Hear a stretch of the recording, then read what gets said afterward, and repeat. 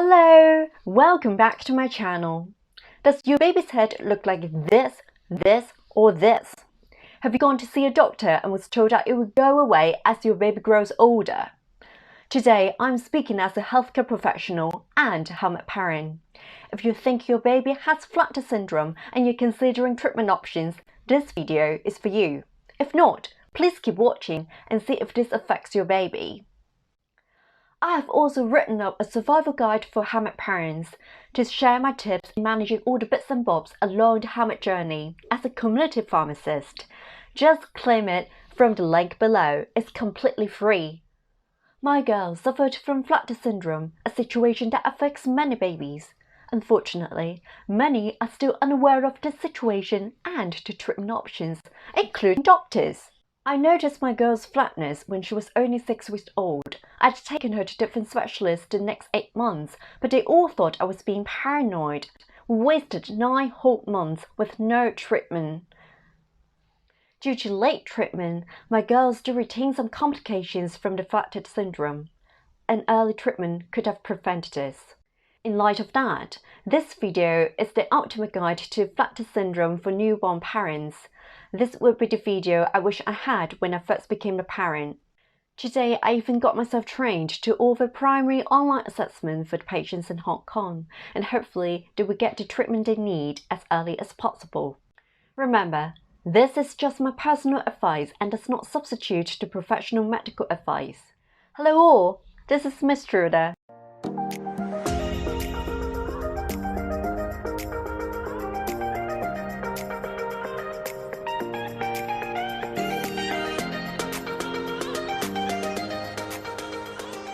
I want to bring fellow newborn parents or soon-to-be parents' attention to flutter syndrome.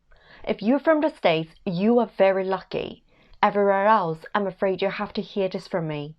Flutter syndrome is often ignored, treated insufficiently, or treated too late. Flutter syndrome is the flatness on the side or the back of your baby's head, or both. It can be symmetrical or asymmetrical. It is very important to get checked out by a healthcare professional as it becomes more and more difficult to treat the older your baby becomes. Beyond the age of 12 months, I'm afraid you can't do much about it.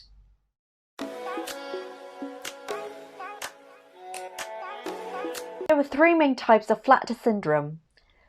Brachycephaly, symmetrical flatness at the back of your head. Plagiocephaly, asymmetrical flatness on one side of your head. Scaphocephaly, symmetrical flatness on both sides of the head. Very often, babies can have both plagiocephaly and brachycephaly at the same time, or plagiocephaly and scaphocephaly at the same time. As a newborn's head is quite soft, flutter syndrome may occur due to sleeping position, poor positioning in womb, or spending too much time in NICU this way, or this way, or neck muscle tightness, aka torticollis.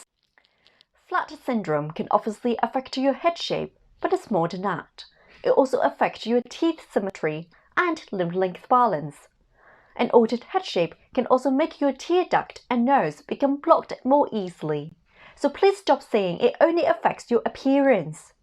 Minor flutter syndrome may be corrected by simply repositioning your baby, along with loads of tummy time. However, if your baby's head is showing any obvious flatness on any side of your head, especially by the time of 4 months old, I recommend bringing your kid to see a pediatrician or even push for a referral to see an orthotist or even a neurosurgeon. They can assess the severity of flutter syndrome, whether to initiate treatment, and whether it is a rare but serious condition such as cranial synostosis, where your sutures in between the plates close up too early. The optimal timing of treatment is when your baby is 4 to 6 months old. Very likely, your baby can achieve 100% correction by taking the advantage of frequent growth spurts. So it's very important to get checked out by 4 months.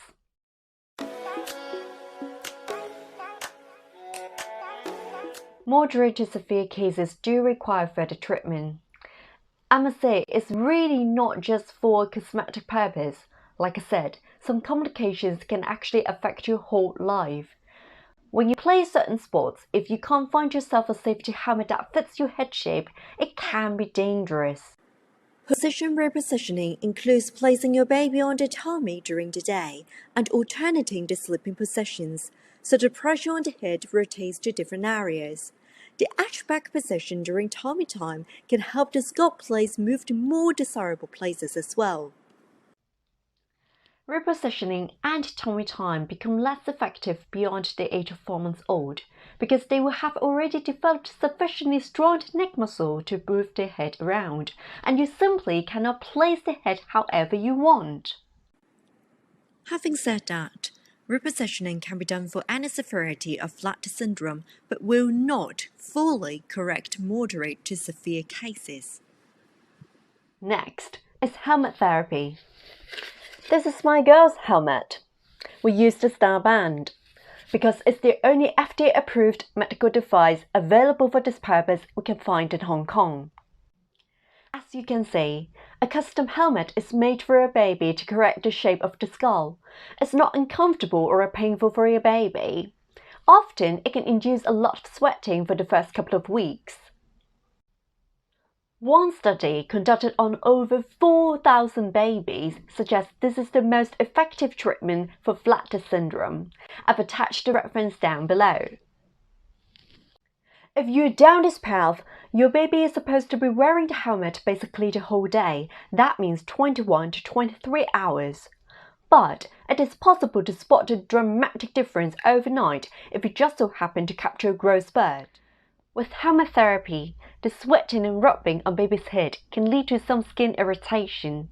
But, like I said, I've written a survival guide specifically for helmet parents, so just claim it down here. No big deal. I want to emphasize the effectiveness of helmet therapy. The study I mentioned earlier demonstrates that helmet therapy has a much lower failure rate comparing to purely repositioning and physical therapy, provided that the helmet is worn for sufficient time every day. While different studies give different conclusions, in my frontline clinical experience, I must say helmet therapy seems to be quite effective, and I'm not just talking about my girl's experience. According to a helmet clinic in Hong Kong, one local study encompassing Hong Kong and Singapore finds that helmet therapy is 100% effective at improving flat syndrome by at least one stage. For your reference, helmet therapy will cost about $2,400 in Hong Kong. It may or may not be covered by your insurance, but most clinics do offer payment plans.